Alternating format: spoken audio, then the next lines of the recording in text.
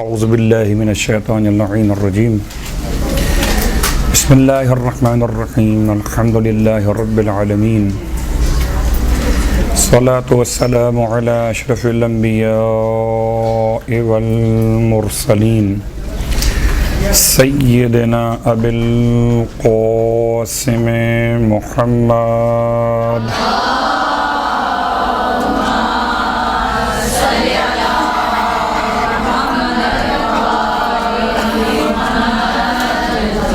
وعلى أهل بيته الطيبين الطاهرين واللعنة الدائمة على أعدائهم أجمعين أما بعد فقد قال الله تبارك وتعالى في كلامه الحميد وفرقانه المجيد قوله الحق وهو أصدق القائلين بسم الله الرحمن الرحيم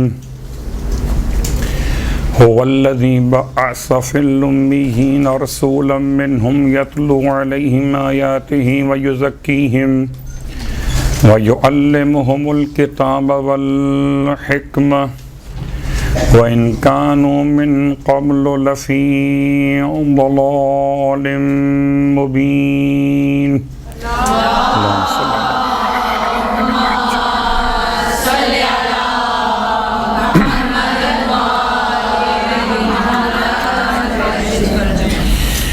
تعریفیں خداوند متعال واجب الوجود کے لیے ہیں اور تمام حمد و ثنا کے بعد درود و سلام ان نزوات مقدسات کے لیے جو باعث خلقت کائنات اور اشرف موجودات ہیں. اللہم صلی اللہ علیہ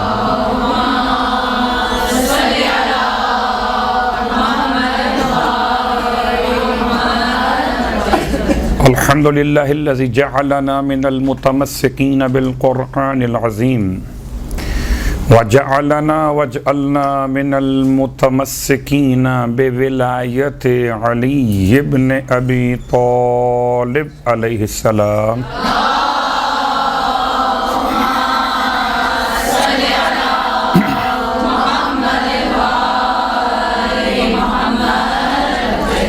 وجعلنا وإياكم إن شاء الله من الطالبين بالثأر الحسين مع وليه الإمام المهدي من آل محمد عليهم السلام.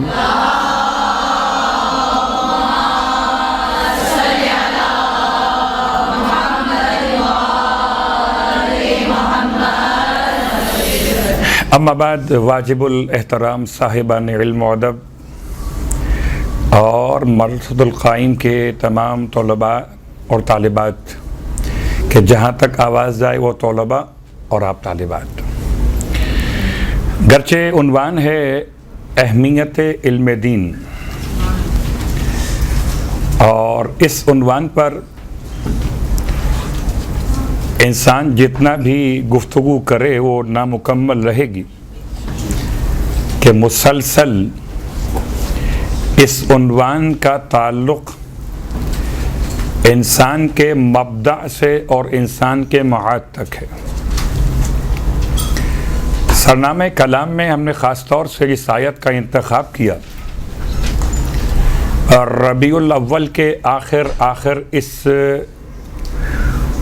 لمحات کے اندر اللہ کے حبیب کے مقصد بعثت کے ساتھ علم دین کو مربوط کرتے ہوئے سورہ مبارکہ الجمعہ کی آیت نمبر 2 کہ جہاں پروردگار نے اپنی ذات کا تعارف کراتے ہوئے آیت نمبر 1 اور 2 کو ملاتے ہوئے اپنی 5 صفات کو بیان کیا. پہلی صفت الملک، اس کے بعد القدوس، اس کے بعد العزیز، اس کے بعد الحکیم، اور 5ویں صفت هو الذی بعث فی الامیین. خدا مالک، خدا بادشاہ، خدا ہر عیب سے مبرہ اور پاک اور پاکیزہ. خدا شکست ناپذیر، خدا صاحب حکمت اپنی تمام تر خوبیوں کے ساتھ پھر فرماتا ہے کہ اس نے مبعوث کیا امیین میں ایک ایسے رسول کو کہ رسول ان لوگوں کے سامنے اس کی آیتوں کی تلاوت کرتے ہیں اور ان کے نفوس کا تزکیہ فرماتے اور انہیں کتاب اور حکمت کی تعلیم عطا فرماتے۔ لفظ علم یعلم، علم یعلم، معلم، اللہ نے اپنے حبیب کی شان کو اس انداز سے بیان کیا کہ آپ کا مقصد بعثت ایک آیات کی تلاوت، ایک تزکیہ نفس، ایک کتاب اور حکمت کی تعلیم۔ تو گویا پیغمبر آئے تھے معلم بن کر۔ خود آپ کے اپنے الفاظ انما بعثت معلما، مجھے خدا نے مبعوث کیا معلم بنا کر۔ معلم کے مقابل ہے متعلم، ایک پڑھانے والا معلم، ایک پڑھنے والا متعلم۔ اس اعتبار سے اللہ نے اپنے حبیب کی شان معلم بیان کی ہے، شان متعلم بیان نہیں کی ہے۔ اب اللہ کے حبیب جب اپنے مقصد بعثت کو مکمل کریں گے تو خاص طور سے علم کی بات آئے گی، اور اگر کائنات کے آغاز کو دیکھیے تو علم ہی کے عنوان سے کائنات کا آغاز، علم ہی تو اسلام ہے، علم ہی تو ایمان ہے، علم ہی تو دین ہے، اور علم ہی تو انسان کی نجات کا ضامن ہے۔ البتہ اس کو لفظ دین سے اگر ملا کے دیکھا جائے، بہت ساری ابحاث سے علم کو چھوڑتے ہوئے کہ کہیں اصولی بحث شروع نہ ہو جائے، علم کی اقسام، علم کی اہمیت، علم کی تعریف الگ الگ انداز سے کی گئی، کیونکہ ہمارا عنوان صرف علم نہیں ہے بلکہ علم دین کی اہمیت ہے۔ اب یہ تلاش کرنا کہ دین کا علم سے رابطہ ہے کہ نہیں ہے، بعض افراد یہ خیال کرتے ہیں شاید کہ دین اور ہے علم اور ہے، ضرورت تو نہیں ہے۔ تھینک یو، جزاک اللہ۔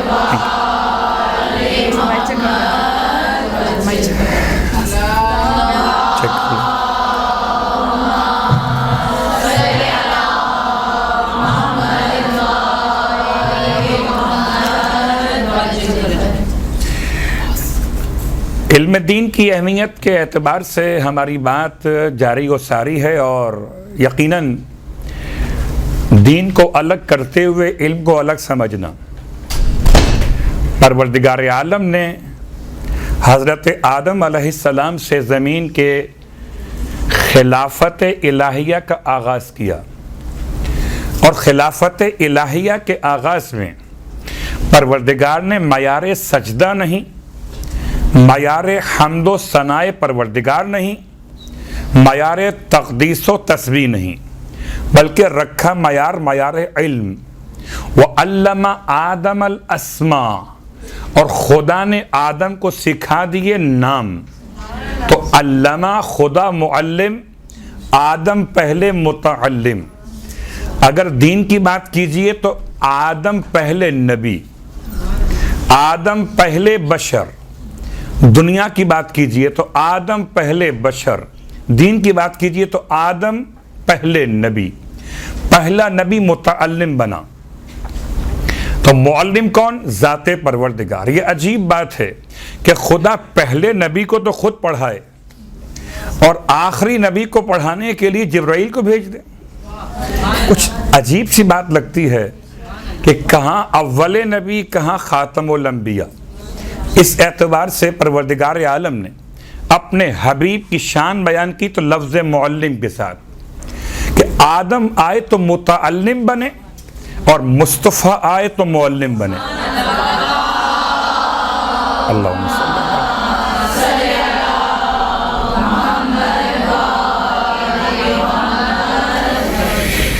اور اب غور کیجئے کہ پروردگار نے اپنے حبیب کی شان میں لفظ معلم کو شامل کیا، اور آج بھی مسلمان حیران و پریشان کہ پیغمبر جانتے نہیں تھے۔ پیغمبر کا نہ جاننا عیب ہے، اور پیغمبر ہر عیب سے مبرہ، کہ اس پروردگار عالم نے الملک القدوس کہہ کر پھر اپنے حبیب کا تعارف کرایا ہے۔ تو قدوس جب کسی کو بھیجے گا تو ایسے کو بھیجے گا جس میں کوئی عیب نہیں ہوگا۔ اگر وہ خدائے قدوس بھی کسی ایسے کو بھیج دے تو نہ جانتا ہو، تو پیغمبر کیوں آئے تھے؟ یہ کائنات کیوں بنائی گئی؟ اول بشر، اول نبی اگر متعلم اور خدا معلم، پھر خدا بند عالم نے پورے قرآن مجید میں غور کیجئے 114 صورتوں میں سے اگر علم اور علم کے مشتقات، مادہ علم سے نکلے ہوئے الفاظ، چاہے وہ افعال کی شکل میں ہوں کہ اسما کی شکل میں ہوں، اگر علماء نے شمار کیے تقریباً 789 علم اور علم کے مشتقات جو پورے قرآن میں استعمال ہوئے، 789 مقامات پر پروردگار نے علم کے اور اس کے مشتقات کو قرآن میں رکھا۔ اگلا جملہ آپ کی خدمت میں کہ اگر دیکھا جائے تو 114 صورتوں میں اس کا اگر ایوریج لیا جائے تو ہر سورے میں کم از کم 7 مرتبہ علم کی بات آئی ہے۔ کیا مطلب؟ غور کیجئے کہ گویا ہفتے کے 7 دن، اور خدا یہ چاہتا کہ ہر دن علم کی بات کی جائے، کوئی دن ایسا نہ ہو کہ علم کے بغیر مکمل ہو جائے۔ اور جب بات پروردگار عالم نے آغاز نزول وحی کی فرمائی تو عجیب بات ہے کہ وحی پہاڑ پر آئی تھی، کلاس میں نہیں آئی تھی۔ کلاس میں وحی آتی بات اور ہوتی، وحی پہاڑ پر کیوں آئی؟ آج بھی زمانہ سمجھ سکتا ہے کہ کلاس عمارت کو نہیں کہتے، جہاں بھی کوئی بیٹھ جائے سیکھنے کے لیے اور کوئی سکھانے کے لیے تو اسی مقام کو کلاس کہہ سکتے ہیں، چاہے پہاڑ ہی کیوں نہ ہو۔ تو پہلی وحی جبل نور پر، غار حرا پر، جبل قرآن پر، رجب کی 27ویں شب میں پروردگار عالم کی طرف سے آئی، اور پیغمبر نے اپنی زبان مقدس سے انسانیت کو پہلا پیغام دیا۔ نہ نماز کا دیا، نہ روزے کا دیا، نہ حج کا دیا، نہ زکوٰۃ کا دیا، پہلا پیغام دیا، اقرا بسم ربک الذی خلق، پڑھو اپنے رب کے نام سے۔ وہ پڑھانے آیا تھا، پڑھنے نہیں۔ جو پڑھانے آیا ہو وہ کہیں سے پڑھ کر آتا ہے، جو پڑھنے آیا ہو وہ کہیں سے پڑھ کر نہیں آتا بلکہ یہاں آ کر پڑھتا ہے۔ تو خدا نے اپنے حبیب کو پڑھانے کے لیے بھیجا۔ اب دین کس سے ملا؟ ختم یہ مرتبہ سے۔ علم کس سے ملے گا؟ ختم یہ مرتبہ سے۔ مرکز اور مخزن ایک ہی گھر ہے۔ اس لیے آپ فرماتے ہیں انا مدینۃ العلم وعلی بابھا، میں شہر علم،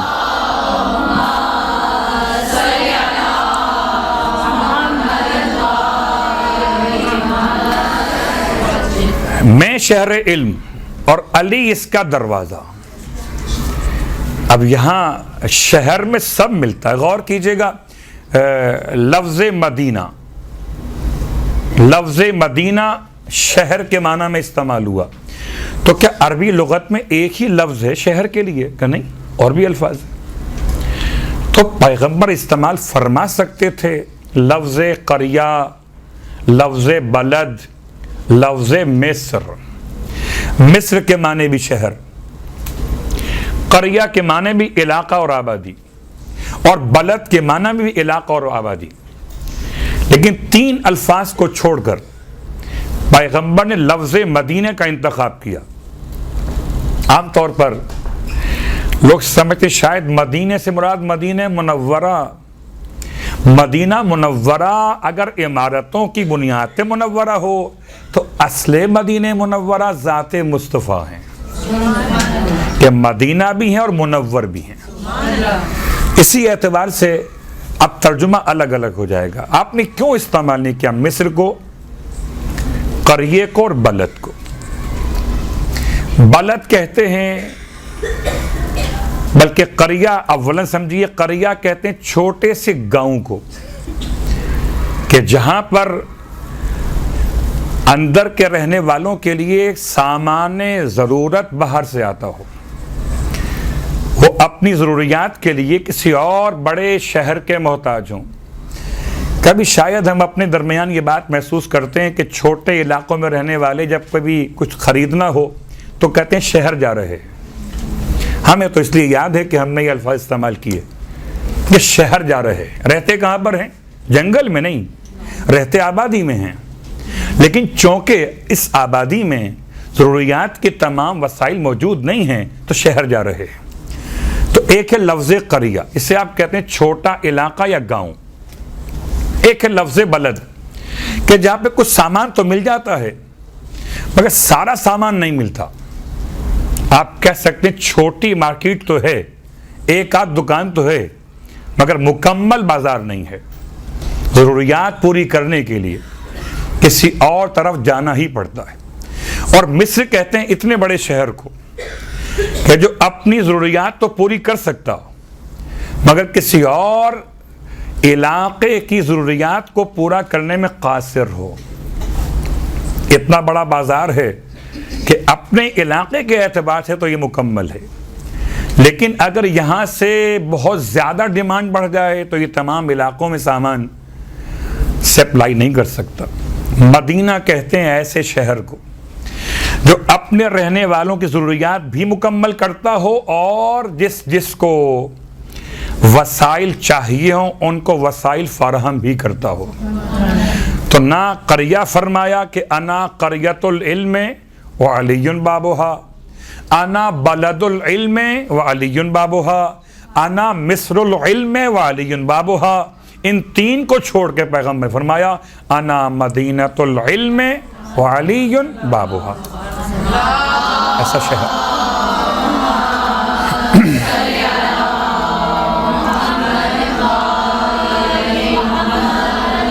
لفظ مدینہ کی وضاحت کے ساتھ اب آئیے غور کیجئے کہ پروردگار عالم نے قرآن مجید میں مختلف مقامات پر صرف علم کے لفظ کے علاوہ کچھ ایسے الفاظ رکھے جو علم کے ہم معنی ہیں, علم کے معنی میں استعمال کیے گئے, جن میں سے ایک ہے الفکر, ایک ہے النظر,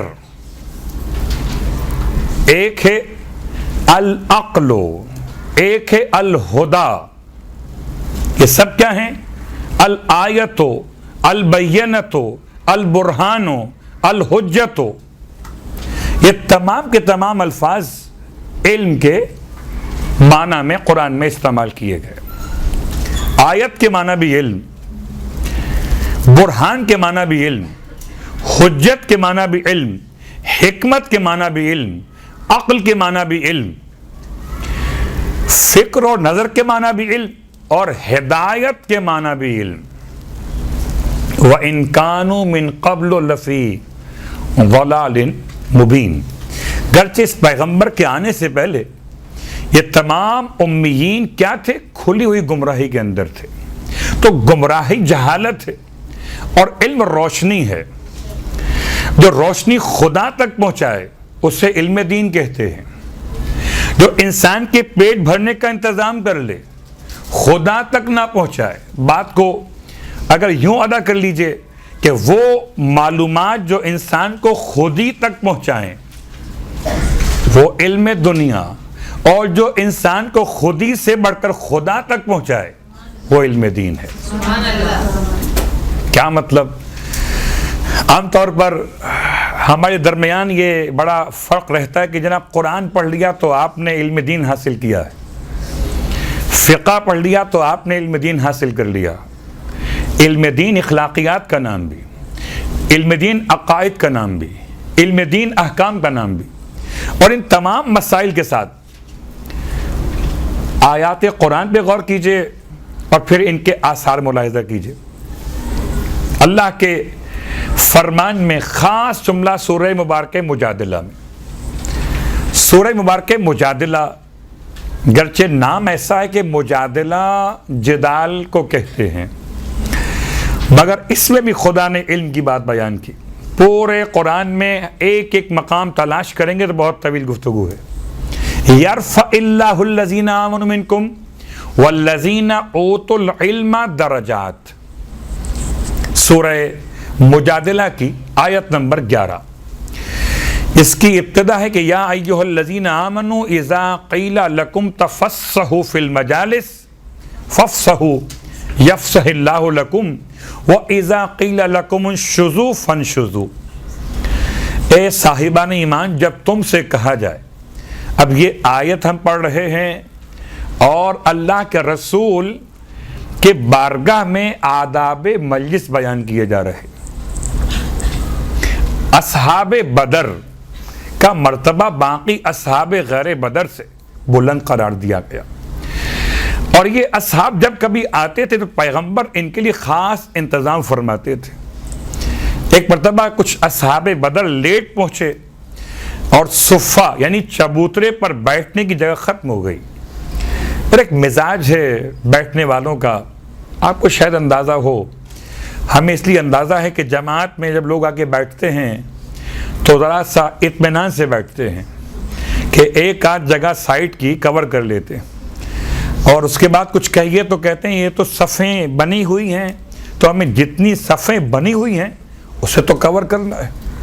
عجیب بات ہے، اگر مصلی کا نشان بنا ہوا ہو جا نماز پر تو اس کے لحاظ سے بیٹھنا ہے، اور جو اسلام بتائے، جو پیغمبر بتائیں، اس پہ کون عمل کرے گا؟ یہ نشان تو بنائے گئے مارکیٹ کے اندر ہے، اور چونکہ برادران کے یہاں کھڑے ہونے کا انداز یہ کہ وہ اپنے دونوں قدموں کے درمیان گیپ رکھتے ہیں، اور ساتھ والا نمازی اس نمازی کے ساتھ اپنے پاؤں کی چھوٹی انگلی کو ملا کر رکھتا ہے، اس لیے مصلی بڑے بڑے ہوتے ہیں۔ آپ کے ایسا نہیں ہے، اب آپ بیٹھ گئے آ کر تو وہ بیٹھ گئے آ کر، اور جب پیغمبر خطبہ دیا کرتے تھے تو آپ کے خطبات طولانی ہوتے تھے۔ حالانکہ اگر بہت اس موضوع پر اور وضاحت کی جائے تو شاید طولانی خطبوں میں اس کا خیال رکھا جاتا تھا کہ جیسے کوئی مہربان ماں اپنے بچے کے خوراک کا خیال رکھتی ہے، کہ اگر ماں کو معلوم ہو کہ بچے کی خوراک ایک روٹی ہے تو ماں اسے 2 روٹیاں دے کر ظلم نہیں کرتی۔ بہت غور کیجئے گا، اگر 2 روٹیاں اسے دے دے گی تو جو ایک دی گئی ہے اصل خوراک میں وہ بھی فائدہ مند ثابت نہیں ہوگی۔ تو جیسے مادیات میں انسان کی اشتہا کے اعتبار سے، انسان کی خواہش کے اعتبار سے خوراک دی جاتی، ایسے علمی اعتبار سے بھی اتنا ہی بیان آپ فرماتے تھے کہ لوگ قبول کر سکیں۔ اس کے باوجود مزاج تھا عرب کا کہ پھیل کے بیٹھ گئے، اصحاب بدر آگے کھڑے ہوئے، ایسے میں پیغمبر تو خاموش رہے۔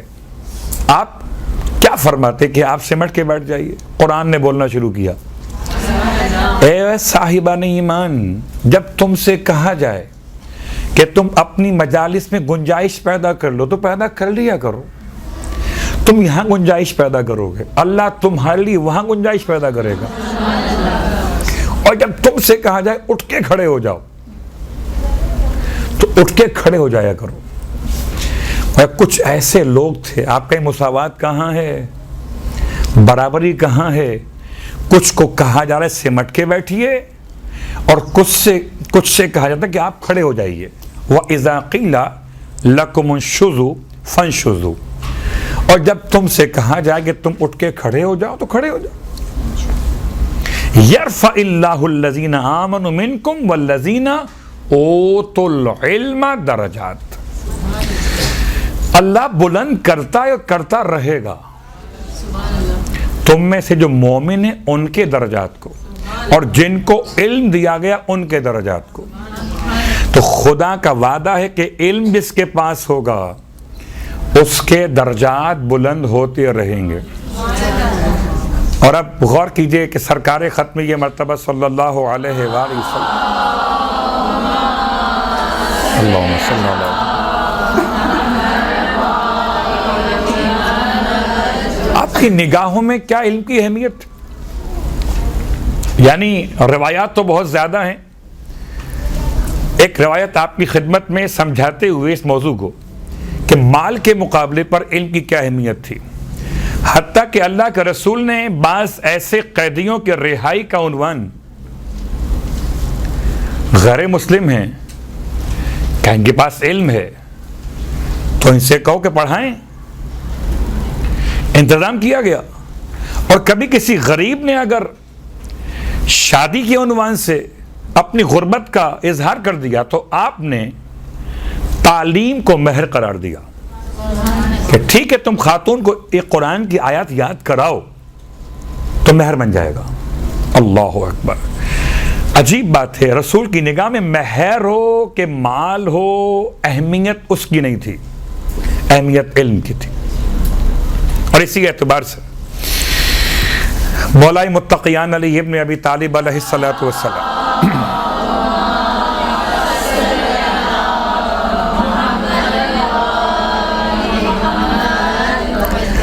فرماتے ہیں، اور یہ خاص جملہ مولا کا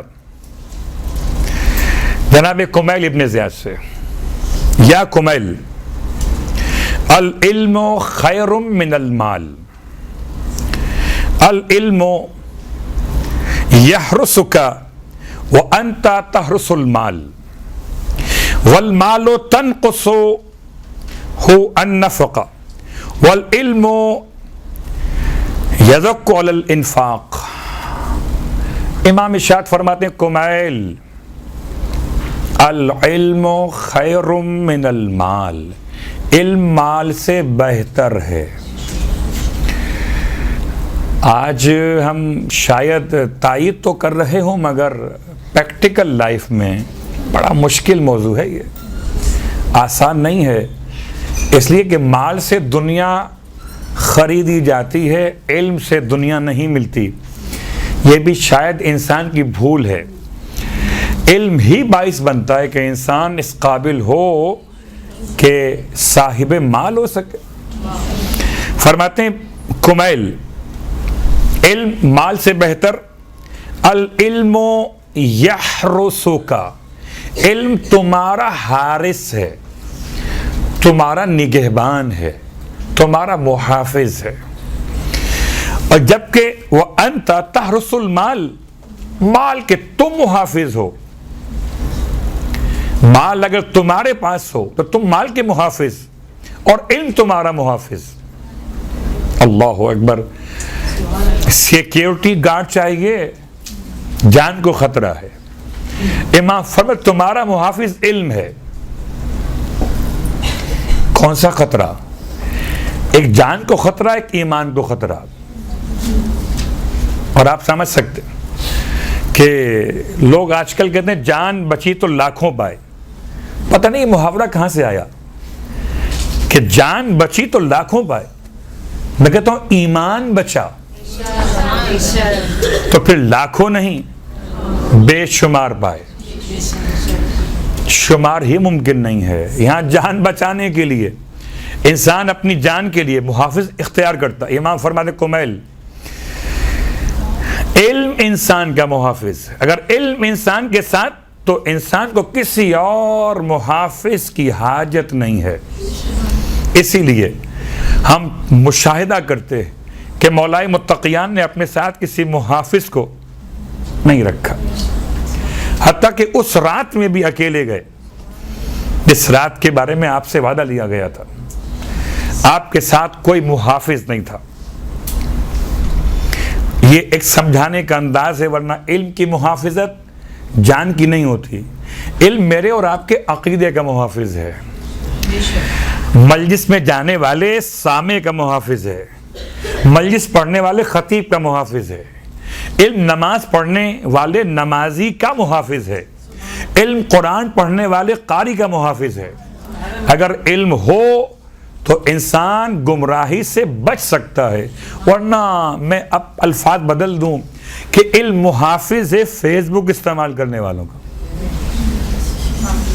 اگر علم نہ ہو تو یہ فیس بک جو ہے ہمارے ایمان کے لیے ایسے ہی خطرہ ہے جیسے باہر ہماری جان کے خطرات موجود ہیں. العلم خیر من المال. پھر امام فرماتے کمیل مال کی برائی ایک یہ ہے کہ مال خرچ کرنے سے کم ہو جاتا ہے اور علم خرچ کرنے سے بڑھ جاتا ہے. گویا اب یوں سمجھیے کہ مال انسان کو بخیل بناتا ہے اور علم انسان کو کریم بناتا ہے. کہ انسان بخل کرتا کبھی جب کہ اسے معلوم ہو کہ یہ کم ہو جائے گا، اور جہاں معلوم ہو کہ کم نہیں ہوگا. مثال کے طور پر مادی مثال ہے کہ اگر آپ سمندر کے پاس کھڑے ہوں تو آپ کو پانی بھر کے دینے میں کوئی مشکل پیش نہیں آتی. سمندر کوئی آپ سے پانی مانگے ہاتھ دھونے کے لیے، پاؤں صاف کرنے کے لیے، تو آپ پانی بھر بھر کے دے سکتے. سمندر ہے نا، کم تو نہیں ہوگا. لیکن اگر یہی پانی کسی بوتل کے اندر ہو، کوئی آپ سے مانگے کہ ہاتھ دھونے پاؤں دھونے، تو آپ ناپ تول کے دیں گے کیونکہ پانی ختم ہو جائے گا. تو جو ختم ہو جائے اس چیز کو دینے میں انسان بخیل ہو سکتا ہے، اور جو ختم نہ ہوتی ہو بلکہ بڑھ جاتی ہو. شاید سمندر بھی علم کے مقابلے پر وہ کمال نہیں رکھتا کہ سمندر بھی بالآخر اگر اس سے پانی لیا جائے تو شاید محسوس ہو کہ پانی کم ہو گیا. لیکن امام فرماتے ہیں کہ خود علم کا سمندر ہے. جب عبداللہ ابن عباس کسی نے پوچھا کہ آپ بھی عالم ہیں اور علی بھی عالم تھے، تو آپ کے عالم ہونے میں اور علی علیہ السلام کے عالم ہونے میں کیا فرق ہے؟ ابن عباس نے عجیب جواب دیا. فرماتے ہیں تمہیں علم سے کیا مطلب، تم کیا سمجھو گے علم کی باتوں کو؟ تم نے پانی دیکھا ہے، ہر ایک انسان اسے تو انکار نہیں کر سکتا کہ پانی دیکھا ہے کہ دیکھا ہے. سمندر کیا ہوتا ہے معلوم ہے کہ معلوم. کہ سمندر اور اس کے مقابلے پہ ایک قطرہ پانی، سمجھتے ہو نا؟ کہاں سمجھتے؟ کہ قطرہ علم میرے پاس ہے، سمندر علم علی کے پاس ہے.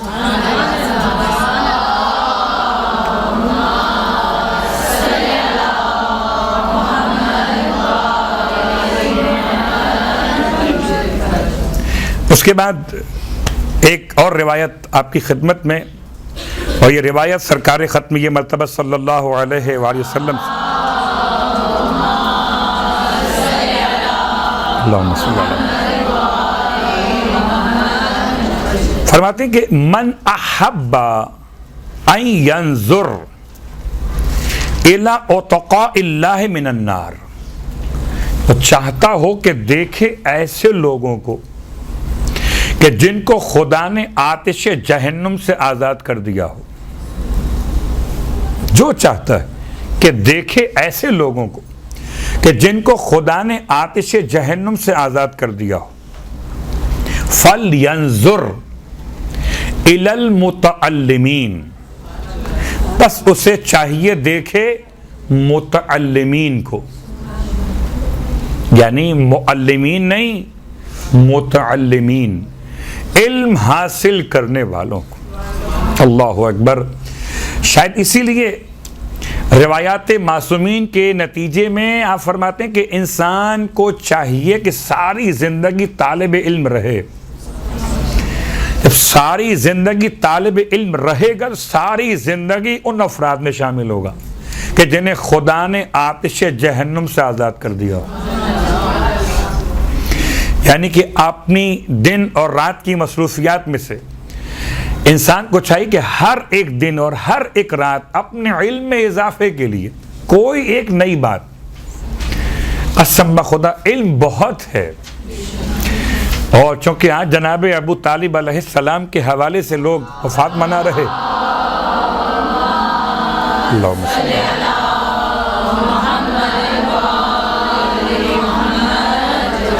حضرت ابو طالب علیہ السلام صاحب علم تھے کہ نہیں تھے؟ آپ نے کون سی ڈگری حاصل کی تھی؟ ماسٹرز تھے، ڈاکٹریٹ آپ نے کیا ہوا تھا، کیا تھے آپ؟ کہ وارث وصی نبی تھے، وارث کعبہ تھے، اور کفیل مصطفیٰ تھے. اگر کفیل مریم صاحب قلم ہو تو کفیل مصطفیٰ صاحب علم تو ہوگا. حضرت مریم کا کفیل کون؟ جناب زکریا علیہ السلام. تو کم از کم لیول دیکھیے مریم کا اور مصطفیٰ صلی اللہ علیہ وآلہ وسلم.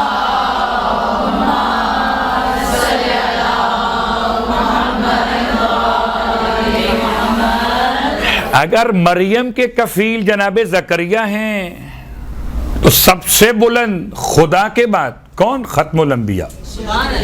آپ کا کفیل اتنا بلند ہونا چاہیے جو زکریا سے بھی بلند ہو. چھوٹی سی مثال واضح ہے کہ جس کے جیسے منصب ہیں ویسے اس کے لیے کفیل کا انتظام ہے.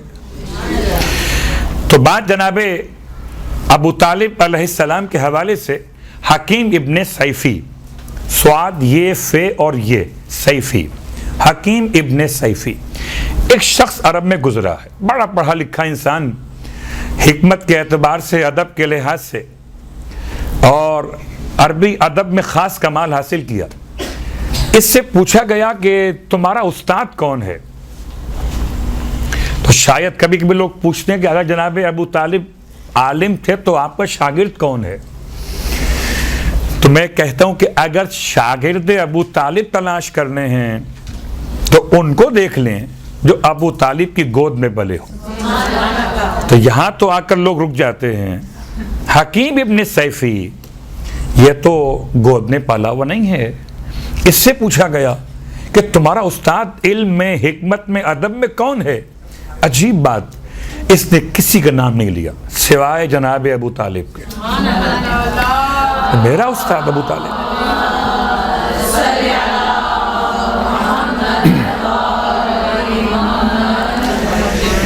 تو من احب ان ينظر الى اتقاء اللہ من النار فلینظر الی المتعلمین. اسے چاہیے کہ دیکھے متعلمین کی طرف. فوالذی نفسی بیدہ، آپ فرماتے پس قسم اس ذات کی جس کے قبضے میں میری جان ہے، ما من متعلم یختلف الی باب العالم الا کتب اللہ لہ بکل قدم عبادت سنۃ. فرماتے کوئی علم حاصل کرنے والا عالم کے دروازے کی طرف جانے کے لیے قدم اٹھاتا نہیں ہے، مگر ہر ایک قدم کے بدلے خدا اسے 1 سال کی عبادت کا ثواب عطا کرتا ہے. 1 سال کی عبادت معمولی نہیں ہے. اس کا اندازہ ایسے ہو جاتا ہے، ویسے تو ہم پڑھ دیں اور آپ سن لیجئے، خدا معلوم کیا ہوتی ہے 1 سال کی عبادت. مگر کبھی شب ہائے قدر میں 102 رکعت نماز پڑھیے تو جو کمر کا حال ہوتا ہے اس سے اندازہ ہوتا ہے کہ اگر 6 دن کی عبادت میں کمر کا یہ حال ہے تو 1 سال کی عبادت میں کمر کا کیا حال ہوگا. اب سمجھیے یہ صرف نماز کی بات تھی، روزے کی نہیں. ایسا سال اس میں نماز، روزہ، حج و زکوٰۃ ساری عبادت کا ایک طالب علم جب عالم کے دروازے کی طرف تحصیل علم کے لیے 1 قدم بڑھاتا ہے تو خدا اس 1 قدم کو 1 سال کی عبادت کے ثواب سے بڑھا دیتا ہے. اور چونکہ اس روایت میں اللہ کے رسول فرماتے ہیں بن اللہ بکل قدم مدینۃ فی الجنہ. اتفاق سے ہم نے ابھی پوری بحث لفظ مدینہ پر کی. آپ فرماتے ہیں اور اللہ اس کے لیے ہر قدم کے بدلے جنت میں قریہ نہیں بناتا، بلد نہیں بناتا، مصر نہیں بناتا، مدینہ بناتا ہے. اور مدینے کا مطلب آپ کے علم میں آ چکا. گویا 1 قدم. اب سمجھ میں آتا ہے کہ حضرت بہلول دہنا جنت کے محل کیسے بیچ رہے تھے. اتنے محل ملے ہوں گے تو بیچ رہے تھے. اپنا محل تو بیچ سکتے ہیں نا، کسی اور کا تو نہیں بیچ سکتے تھے. تو آپ کو اتنے محل ملے ہوں گے کہ آپ نے اسے اپنے ہاتھ سے خود بیچ دیا. تو شہر ایک قدم کے بدلے ایک شہر جنت میں. لوگ کتنی خواہش کرتے ہیں بڑا سا مکان ہو, 1000 گز کا ہو, اس میں 400 گز کا لان بنا دیا جائے, 600 گز پر عمارت بنے. اگر قدم اٹھائیں علم کے لیے تو ایک شہر جنت میں بنے گا, شہر بنے گا. اور آپ سمجھ سکتے ہیں کہ جب شہر کہا جائے گا تو شہر میں جو چیزیں پائی جاتی ہیں تمام پائی جائیں گی. اب خوراک کا مسئلہ ہو, لباس کا مسئلہ ہو, مشروبات کا مسئلہ ہو کہ مکانات کا مسئلہ ہو. وَبَنَى اللَّهُ بِكُلِّ قَدَمٍ مَدِينَةً فِي الْجَنَّةِ وَيَمْشِي عَلَى الْأَرْضِ وَهِيَ تَسْتَغْفِرُ لَهُ. اور جو وہ قدم اٹھاتا ہے زمین پر چلنے کے لیے, زمین اس کے لیے خدا سے مغفرت طلب کرتی ہے. یہی زمین ہے جو اعمال سنائے گی میرے اور آپ کے. سورہ زلزال, جب زمین کو زلزلہ ہوگا, وَإِذَا زُلْزِلَتِ الْأَرْضُ زِلْزَالَهَا وَأَخْرَجَتِ الْأَرْضُ أَثْقَالَهَا وَقَالَ الْإِنسَانُ مَا لَهَا يَوْمَئِذٍ تُحَدِّثُ أَخْبَارَهَا. یہ ساری خبریں سنائے گی زمین. سنائے گی کسے وہ الگ موضوع, یا کوئی ایک انسان ہوگا تو زمین سے بات کرے گا تو زمین اس کی بولی سمجھے گی. تو زمین کو اگر تراب کہتے ہیں تو کوئی بوتراب بنایا گیا. اللہم صلی اللہ.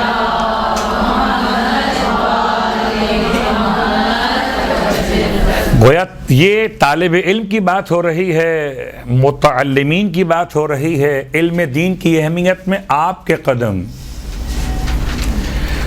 کسی دروازے عالم کی طرف اٹھیں. اور دروازے عالم کا مطلب کل کے اعتبار, دروازے عالم آج کے اعتبار, ذریعہ علم. آپ جو 1 MB استعمال کرتے ہیں کوئی معلومات سرچ کرنے کے لیے, یہ قدم شمار ہوگا. یہ قدم ہوائی ہے. اب قدم ارضی سے زیادہ آسان قدم ہوائی ہے. آپ کے ایک ٹچ پر, ایک سرچنگ کے اعتبار سے بہت آسان ہے عالم کے علم تک پہنچ جانا. تو قدم کے انداز بدل گئے, ثواب وہی ہے. کچھ لوگ مادیات میں چلے جاتے ہیں, چل کر جائیں گے تو ہی مثال ہوگی. نہیں, کبھی لوگ جاتے تھے پیدل حج کے لیے, اب جاتے ہیں ہوائی جہاز پہ حج کے لیے, تو حج تو ہوتا ہے نا.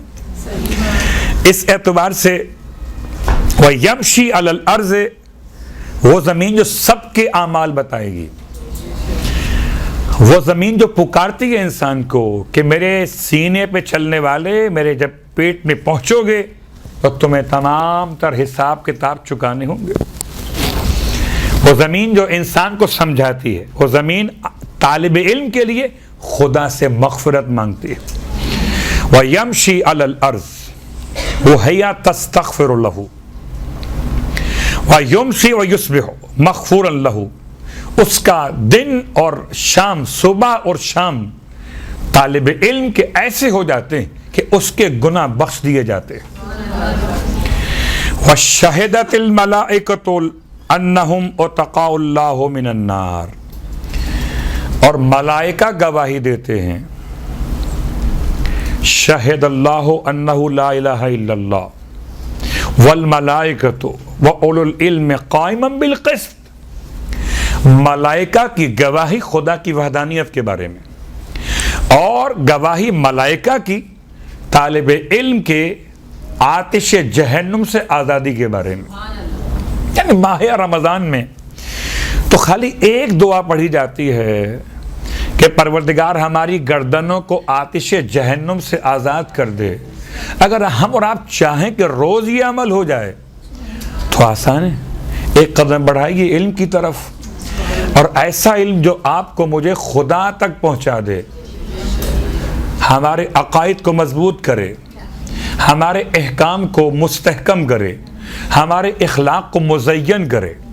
یہ علم دین انسان کو وہاں تک پہنچائے کہ جہاں دین لانے والا بانی نہیں، مبلغ دین. بانی دین تو پروردگار عالم، مبلغ دین حضرات محمد اور آل محمد علیہم الصلاۃ والسلام.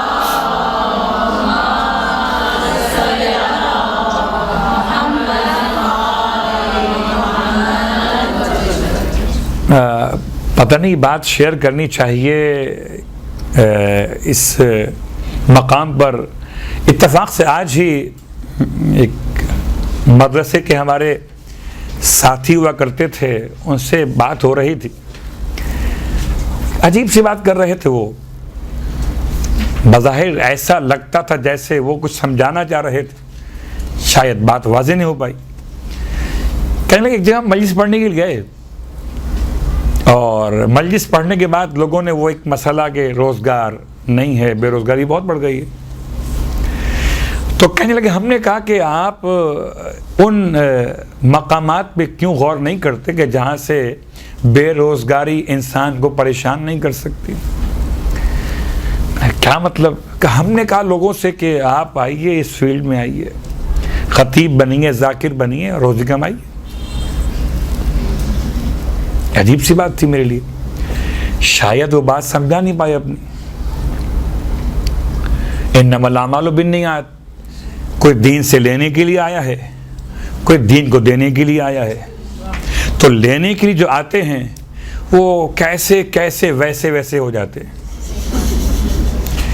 اور جو دین کو دینے کے لیے آتے ہیں وہ کبھی ابو طالب کہلاتے ہیں، کبھی ختیجہ طاہرہ بن جاتے ہیں. تو دینے والے بنیے.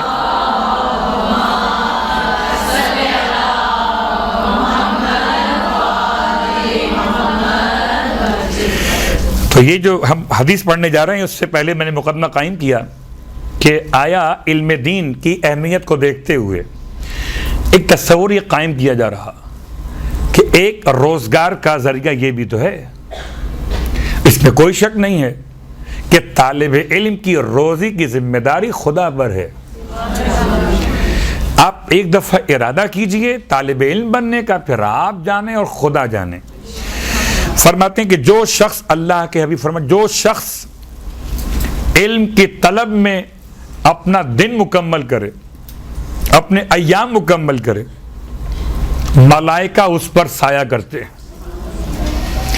اور اسے مبارکباد پیش کی جاتی ہے کہ اس کی معیشت میں برکتیں داخل کر دی گئیں اور اس کے رزق میں خدا کوئی کمی نہیں کرتا. چلیے آپ ممبر سے نہ صحیح، آپ خدمت دین سے نہ صحیح، مگر اپنے گھر میں رزق مسائل حل کرنے کے لیے جیسے اور اعمال انجام دیے جاتے ہیں. مجھے معاف کیجیے گا، سخت جملہ ہے، سورہ واقعہ کیوں پڑھ رہے ہیں؟ کہ روزی بڑھانے کے لیے. تو یہ بھی تو غلط ہے نا. سورہ واقعہ کیوں پڑھ رہے ہیں؟ کہ روزی بڑھانے کے لیے. سورہ یاسین کیوں پڑھ رہے ہیں؟ روزی بڑھانے کے لیے. کوئی آپ قرآن اس لیے پڑھا جائے کہ پیٹ بھرا جائے، چاہے فہم پورا مکمل ہو نہ ہو، پیٹ تو بھر جائے. تو اسی انداز سے اگر کچھ نمازیں ہیں جو بیان کی معصومین نے، بالکل درست ہے. وسعت رزق کی نماز ہے، برکت کی نمازیں ہیں، بالکل درست ہے. ادائیگی قرض کی نماز ہے، تمام باتیں ٹھیک ہیں، دعائیں بھی ہیں، قرآن کی صورتیں بھی ہیں، لیکن اصل مقصد یہ نہیں ہے. اس کے ایک اثرات ہیں اپنے، سائیڈ ایفیکٹس اس کے اپنے ہیں کہ انسان جب یہ سورہ پڑھتا ہے تو انسان کے رزق میں برکت ہو جاتی ہے.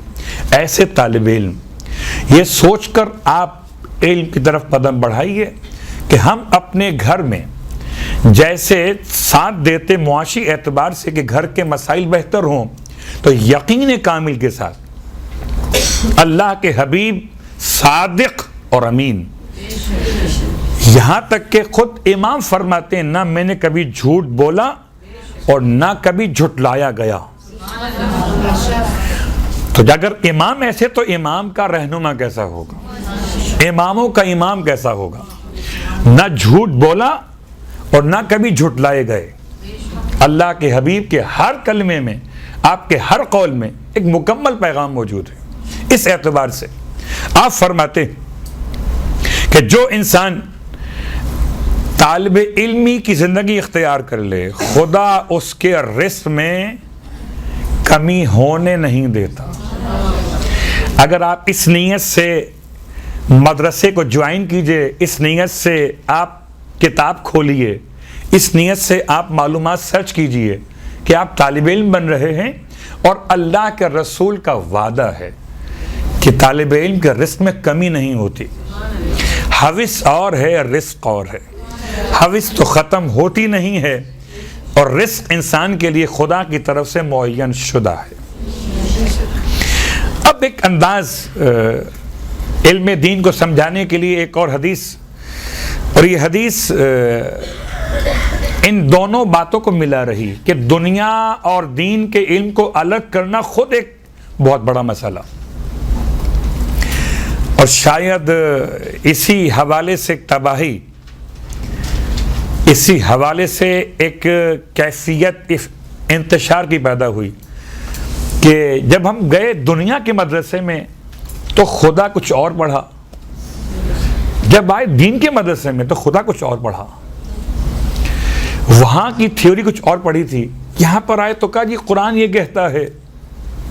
عجیب بات ہے، مکتب اہل بیت اس بات کا بھرپور اعلان کر چکا کہ ہمارے اور آپ کے درس گاہوں میں معصومین کے فرامین نے ہر علم کو عطا کیا ہے، جیسے کہ امام جعفر صادق علیہ الصلوۃ والسلام، اللہم صلی علی محمد، ارشاد فرماتے ہیں اللہ کے رسول، جب کسی نے پوچھا یا رسول اللہ مل علم، علم کیا ہے؟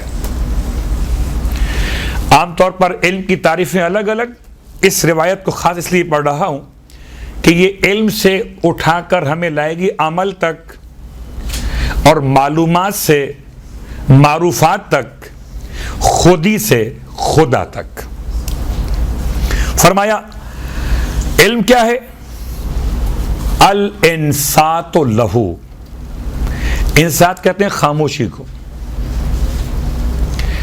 یہ قرآن مجید میں لفظ استعمال ہوا وَإِذَا قُرِئَ الْقُرْآنُ، اور جب قرآن پڑھا جا رہا ہو تو تمہیں چاہیے خاموشی اختیار کیا کرو، یعنی قرآن کو سننے کے لیے خاموشی اختیار کیا کرو۔ تو الانصات، الف نون صاد الف اور تے، انصات یعنی خاموشی۔ علم کیا ہے؟ خاموشی۔ بہت غور کیجئے گا، اور لائبریریز کے اندر، مکتبے کے اندر خاموشی انتہائی اہمیت کی حامل ہوتی ہے، اور انسان اگر خاموشی کے ماحول میں نہ ہو، شور و غل مچا ہوا ہو، تو انسان سب کچھ پڑھنا بھی چاہ نہیں پڑھ سکتا۔ آپ نے علم کی ابتدا بیان کی، علم خاموشی۔ اس کے بعد پوچھا گیا اس کے بعد علم کیا ہے؟ خاموشی کے بعد اگلا اسٹیپ کیا ہوگا؟ فرمایا والاستماع، غور سے سننا۔ وہ نفسیاتی اعتبار سے غور سے سننے کے لیے پہلے چاہیے خاموشی، اس کے بعد غور سے سننا۔ کبھی خاموشی ہوتی ہے اور انسان خلاؤں میں گھور رہا ہوتا ہے۔ ایک ہے سماع اور ایک ہے سماعت کے اعتبار سے لفظ استماع، غور سے سننا۔ اور یہ جملہ استعمال ہوتا ہے بہت زیادہ کہ غور سے سننا اور ہے اور صرف سننا اور ہے۔ علم کے مسئلے میں صرف سننا کافی نہیں ہے، غور سے سننا۔ نمبر 3 والحفظ، اس کے بعد علم کیا ہے؟ اگلا اسٹیپ کیا؟ اسے یاد کر لینا۔ اگر آپ نے صرف سنا ہو، غور سے نہ سنا ہو تو یاد نہیں کر سکتے۔ نمبر 4 والعمل، عجیب بات، علم کی بات شروع ہوئی، فرمایا خاموشی، غور سے سننا، اسے یاد کرنا، پھر اس پہ عمل کرنا۔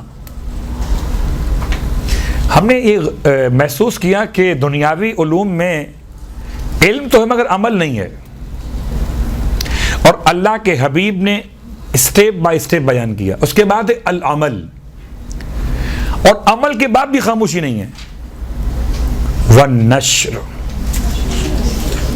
پھر اس کو پھیلانا. اور وہی بات پھر پلٹ کے آ گئی، جب ہم نشر کی منزل پر آئیں گے اور جتنا علم دوسروں کو دیں گے اتنا علم بڑھنا شروع ہوگا. علم کیسے بڑھتا ہے؟ دوسروں کو علم دینے سے. تو چھوٹی سی مثال اپنے زمانے تدریس کی، کہ جب درس دینا ہوتا تھا تو رات کو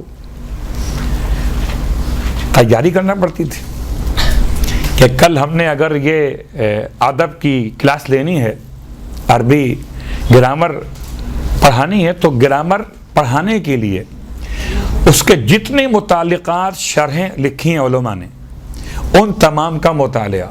نمبر 1. نمبر 2، مجھے یہ بات بڑی اچھی لگتی تھی اپنے استاد کی، ابھی بھی لگتی ہے. کیا عظیم انسان تھے. ساتھ نکل رہے تھے ہم، میں اور میرے استاد. تو میں نے ان سے قبلہ آگے چلیے، چونکہ اس مدرسے میں اردو زبان رائج نہیں تھی، عربی سے بولنا تھی ہمیں، اور استاد بھی عربی بات کرتے تھے. ان سے کہا کہ آپ آگے بڑھیے. استاد، اور صرف استاد نہیں بلکہ مدرسے کے پرنسپل تھے، تو کہنے لگے کہ نہیں آپ آگے بڑھیے. میں نے کہا آپ استاد ہیں اور ہم آپ کے شاگرد ہیں، ہمیں منطق مظفر پڑھاتے تھے، کہ آپ آگے بڑھیے. آپ استاد، آپ آگے چلیے. وہی جو لکھنؤ کا محاورہ ہے کہ آپ پہلے آپ اور پہلے آپ، اور ٹرین چلی گئی. لیکن یہ تہذیب ہے، اور میں خود اس بات کے لیے تجربہ کر چکا ہوں کہ جو اپنے استاد کا احترام کرے اس کے شاگرد اس کا احترام کرتے ہیں. آپ آگے چلیے. تو کہنے لگے نہیں بیٹا آپ آگے چلیں. کیوں؟ کیا اس لیے کہ ہم استاد بنے جب آپ شاگرد بنے. اگر آپ شاگرد نہ بنتے ہم کس کے استاد ہوتے؟ تو انکساری کی ایک ایسی مثال قائم ہو گئی کہ استاد یہ کہتے جناب ہم چونکہ استاد ہیں اور اب آپ شاگرد ہیں تو آپ آگے بڑھیے. نہیں، بلکہ وہ روش اختیار کی گئی جو مولا نے اپنے غلام قمبر کو لباس قیمتی دلوا کر احسان نہیں کیا، اظہار محبت کیا. احسان اور ہے، محبت اور ہے. احسان بوجھ لگتا ہے، محبت بوجھ نہیں لگتی، بوجھ اتار دیتی ہے. قمبر پوچھتے ہیں مولا سے، مولا یہ آپ پہن لیتے اتنا قیمتی لباس؟ امام فرماتے ہیں قمبر ہم بوڑھے ہو گئے، تم ابھی جوان ہو، اور یہ قیمتی لباس جوانوں پہ زیب دیتا ہے، ہمارے لیے تو یہ والا کافی ہے. تو واقعاً سمجھانے کا طریقہ بھی ہو تو ایسا ہو کہ دل پر اثر کر جائے. اور چونکہ بات ہو رہی تھی کہ عمل کیا جائے، عمل کے بعد پھر نشر کیا جائے. اس کے بعد حدیث آگے بڑھی اور اسٹیپ نمبر 6 5 مکمل ہو گئے تھے. خاموشی، غور سے سننا، یاد کر لینا، عمل کر لینا، آگے بڑھا دینا. نمبر 6 کتابت. آپ فرماتے ہیں اللہ کے حبیب کے علم کو قید کر لو. اب بڑا یہ مشکل مسئلہ ہے، آسان نہیں ہے. آج کے اس دور میں لکھنا بڑا مشکل مسئلہ ہے. پڑھنا بڑا آسان ہے، لکھنا بڑا مشکل ہے. استاد شہید سید جعفر کہتے تھے پڑھے کم لکھے زیادہ. کیا مطلب؟ یہ الگ موضوع ہے. وہ کبھی کبھی اپنے انداز سے جب بات کرتے تھے شہید کہ جی آج کل کا زمانہ ایسا ہے، لوگ پڑھے کم ہیں لکھے زیادہ ہیں. تو قید العلم، آپ فرماتے علم کو قید کر لو. پوچھا کہ علم قید کیسے ہوتا ہے؟ آپ فرماتے کتابت کے ذریعے سے. اور آپ غور کیجئے پورے قرآن میں علم کو قید کرنے کے لیے خدا نے سورہ قلم اتار دیا. یعنی اس سے بڑھ کر اور کیا علم کی عظمت سمجھ میں آئے کہ پروردگار عالم نے سورہ قلم خاص طور سے اس طرح سے اتارا اور حبیب نے سمجھایا. پھر مولا فرماتے ہیں قید العلم بالقلم، علم کو قید کرو قلم کے ذریعے سے. گرچہ اس میں بہت مشکل ہے، وقت بڑا چاہیے، لیکن میں سمجھتا ہوں کہ اگر آپ کبھی لکھ لیں تو بڑی آسانی ہو جاتی ہے. آسانی کیا ہو جاتی ہے کہ کبھی بعد میں 10 سال بعد 20 سال بعد، دیکھیے میں الفاظ ادا کر رہا ہوں، یہ الفاظ ہوا میں چلے جاتے ہیں. مرحوم جوادی صاحب علی اللہ مقامہ مجلسیں پڑھتے تھے تو ان کی مجلسیں ہوا میں ہیں. اس کے پاس محفوظ سن لے نہیں ہونے سے سکتا، لیکن جو آپ نے لکھا اور کتابت کے اعتبار سے شکل کتاب میں آ گیا، اب وہ چلتا رہے گا. الفاظ بدل دیجئے، قرآن بھی شکل کتاب میں اس لیے ہے کہ محفوظ ہو گیا ہے.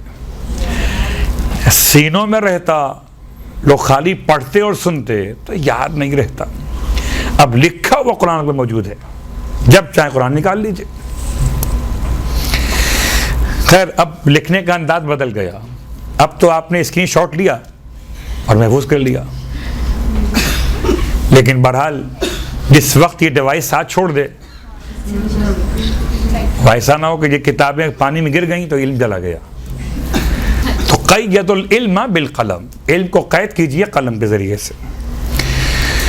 اس کے بعد نمبر 6 کے بعد نمبر 7 المذاکرہ، یعنی ایک دوسرے کے ساتھ علمی ابحاث اور علمی نشست قائم کرنا.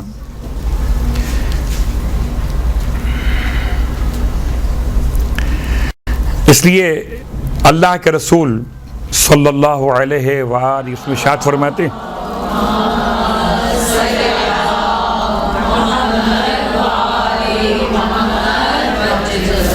کہ مذاکرہ کرو اہل دین اور اہل ورع کے ساتھ، دیندار بھی ہو اور صاحب تقوی اور پرہیزگاری ہو. اور اس میں کوئی شک نہیں کہ ہمارے درمیان جو مسائل تربیت ہیں، ہم پریشان شاید کم ہوتے ہیں کہ ہم تو خود بعمل اپنے گھر میں اپنے بچوں کی تربیت کے حوالے سے ہم نے استاد کا انتخاب کیسا کیا. استاد اگر بے عمل ہو،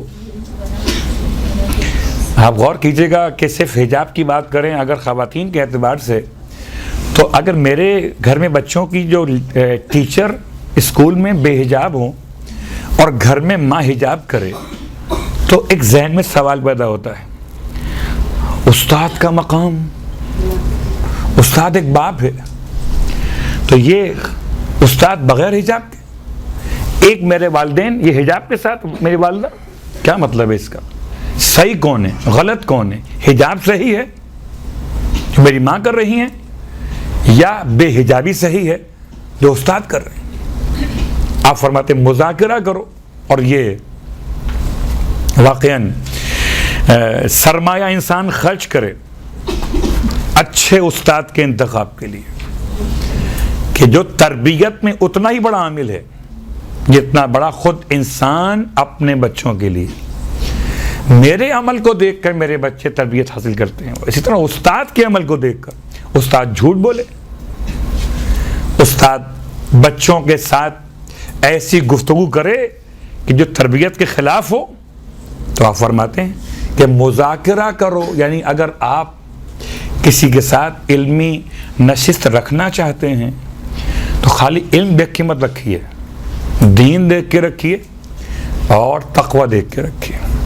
ہو سکتا ہے کسی کے پاس علم ہو دین نہ ہو، علم ہو دین بھی ہو تقوی نہ ہو، تو مذاکرہ جب بھی ہو تو صاحب دین اور صاحب ورع سے ہو.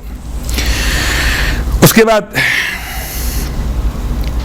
اللہ کے اور رسول فرماتے ہیں کہ اگلا مرحلہ السوال. اور یہ روایت امام جعفر صادق علیہ الصلوۃ والسلام کی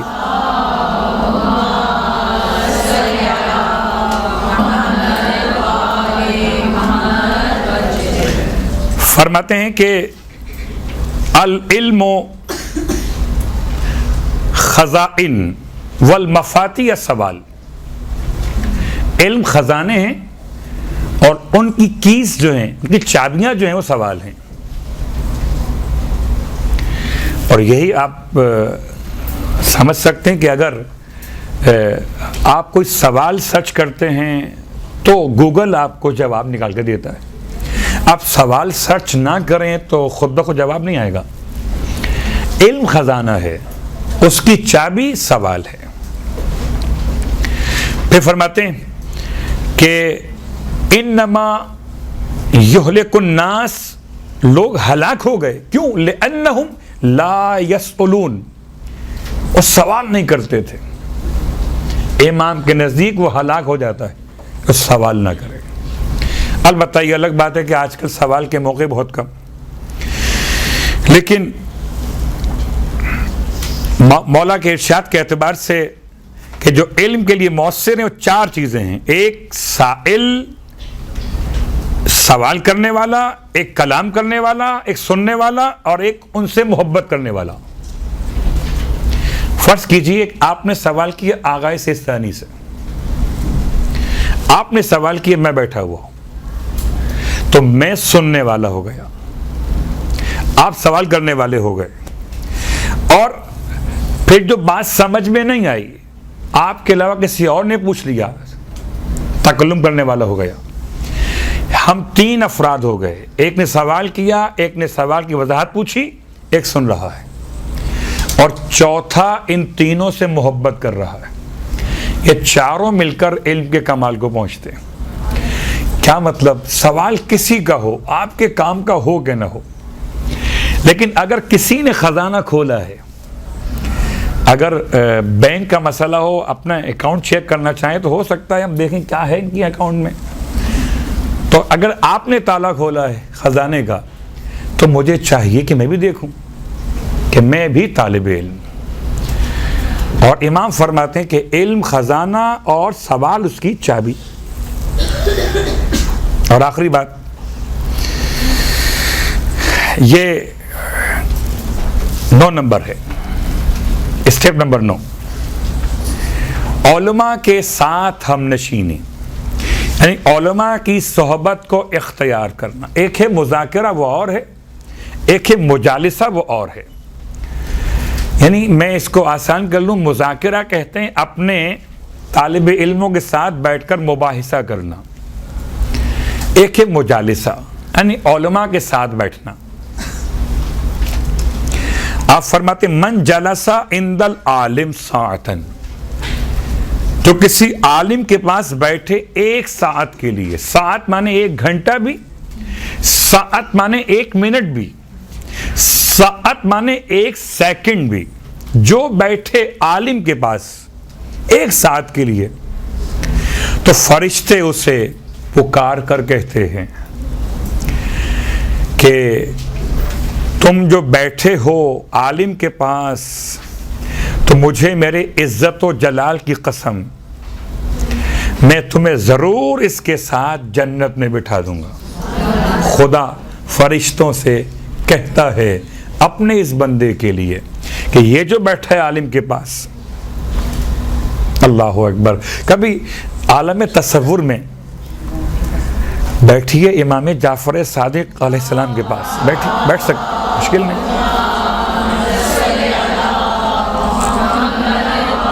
بیٹھ سکتے. یعنی اگر آپ اپنے حاجات کی برابری کے لیے آپ ائمہ سے توسل کرتے ہیں، بہت گہرا کرتے ہیں، تو کیا مولا فرماتے نہیں ہیں کہ اگر میں چاہتا ہوں اللہ مجھ سے باتیں کرے تو میں قرآن پڑھنے لگتا ہوں، اور میں چاہتا ہوں میں اللہ سے باتیں کروں تو نماز پڑھنے لگتا ہوں. اگر ہم چاہتے ہیں کہ مولائے کائنات ہم سے باتیں کریں تو پڑھیے نہج البلاغہ۔ ہم چاہتے ہیں کہ چھٹے امام سے باتیں کریں تو پڑھیے اصول کافی، اور ہم چاہتے ہیں کہ ہم امام سے باتیں کریں تو اسی پڑھی ہوئی بات پہ عمل کیجئے، یا پھر ہم امام سے باتیں کرنے والوں میں شامل ہو گئے۔ جیسے امام کہتے جا رہے ہیں ہم ایسے کرتے جا رہے ہیں۔ تو خداوند عالم کی بارگاہ میں اس دعا کے ساتھ کہ جو علم دین کی اہمیت ہمارے پیش نگاہ رہی اس تقریر کے دوران، پروردگار ہمارے اس عمل کو اپنی بارگاہ میں قبول فرمائے، اور ہمارا شمار روز قیامت جاہلوں میں نہ ہو، ہمارا شمار زندگی بھر اور روز قیامت طالب علموں میں کیا جائے، اور پروردگار ہمیں وہ موقع عطا فرمائے کہ ہم طالب علم اس مقام پر پہنچیں کہ جہاں زمانے کا امام تشریف فرما ہو اور ہم ان سے استفادہ کر رہے ہوں۔ پروردگار علم کے ساتھ ساتھ ہم سب کو عمل کی توفیق بھی عطا فرمائے، اور امام علیہ السلام کے وسیلے سے جناب ابو طالب علیہ السلام کی ٹوٹی ہوئی قبر کی تعمیر کے اسباب فراہم فرمائے۔ جنت البقیع اور جنت المعلی، ان دونوں قبرستانوں میں اور ان کے ما سوا شہدائے احد اور دیگر مقامات مقدسہ کہ جو ویران کر دیے گئے ہیں ان کی تعمیر نو کے اسباب فراہم فرمائے۔ ربنا تقبل منا انک انت السمیع العلیم بجائے محمد وآلہ المعصومین برحمتک یا ارحم الراحمین۔